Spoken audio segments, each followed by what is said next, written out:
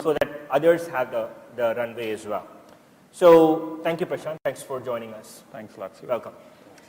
So it's actually quite a challenge moderating a panel with people who are vastly more experienced than you, but I will try it. And what I will do is I'll begin with the presentation. The next slide, please. You know,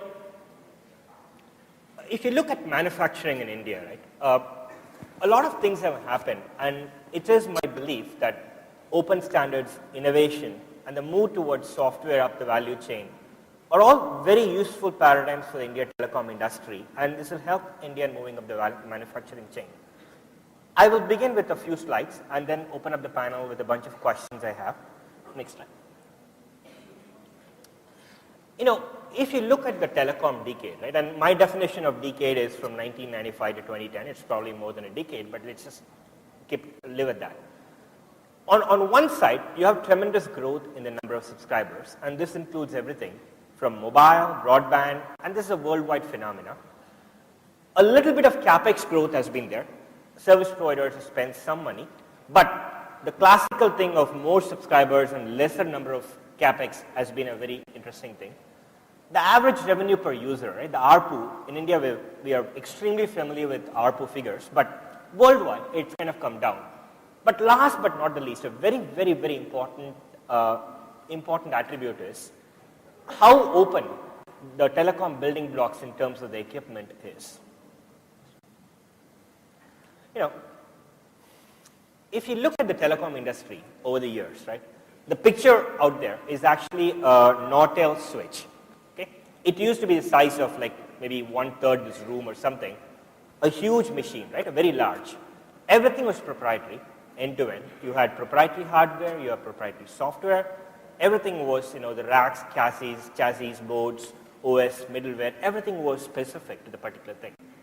And next slide.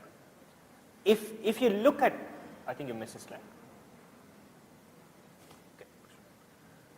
But if you look at what has happened over the years is almost every component of that, from hardware to software to boards, have all become commoditized or open standards. The word commoditized is a very difficult word, depends on which side of it you either like it or you don't like it. But as a consumer, we all like it. We like commoditized services because that's when we'll get the maximum value for money. If you look at some of the phenomena out there, you have Linux and open source software come up in a very large way. You know, if you look at the telecom products made by companies like Ericsson, Cisco, ourselves, you know, more than 30, 40, 50% is now open source software. And then boards and chassis, it's, you know, you have ATCA, you have FPGAs, and then even middleware, right, of consortiums. You know, so I named a few. PicMig, for example, is one, and then middleware, Linux Foundation, Scope Alliance, and so forth. With all this, I think there's a tremendous opportunity for Indian telecom to be able to leverage it. There isn't so much of a barrier to entry as there was before, and I think that is especially very important in the handset space.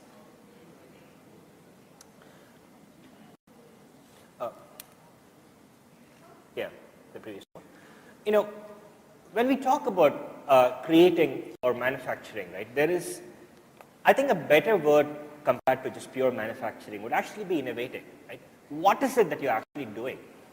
And some of the various aspects of innovation have been, you know, ranging from business models, right? You know, telecom service providers in India are extremely innovative. We have the lowest ARPU levels in the world.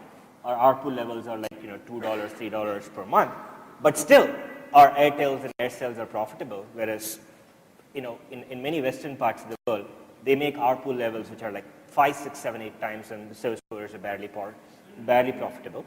Then technology, right? How do you leverage open hardware, open software as a building block to it? And customer usage. How do you build more customer intimacy? And we are in the Facebook world. We are in the apps world where people download apps for a specific purpose. How do you leverage it to be able to build innovation? And last but not e-governance, right? I mean, governments worldwide are putting a lot of focus into reaching out into citizen services. You know, our income tax department sends out lots of SMSs, much more than what many of us would like to receive, I'm sure, but they do, and that's certainly part of it. you know, there is a lot of possibilities for Indian equipment manufacturers, telecom providers, telecom manufacturers to be able to kind of leverage all this phenomena, right? We can reuse the open hardware, open software building blocks, even at a silicon level, right? You know, if you look at FPGAs, which is basically nothing but a programmable silicon, you actually can do a lot of logic in terms of being able to build complex telecom products into it. And the architectural alignment with open architecture, with distributed components. Cisco is a big pioneer in distributed architecture, so I would like Patrick to talk about it as well. And PC telecom crossover, right? We are definitely seeing interaction between telecom and PC, right? I mean, you know, some of the largest telecom companies right now are Google, Skype, and so forth. And there's a certain interjection between that. And last but not the least, building customer-focused applications, be it in VAS and so forth. Again, India is definitely a leader in the VAS space.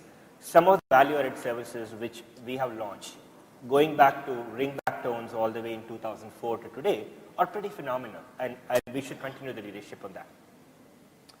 You know,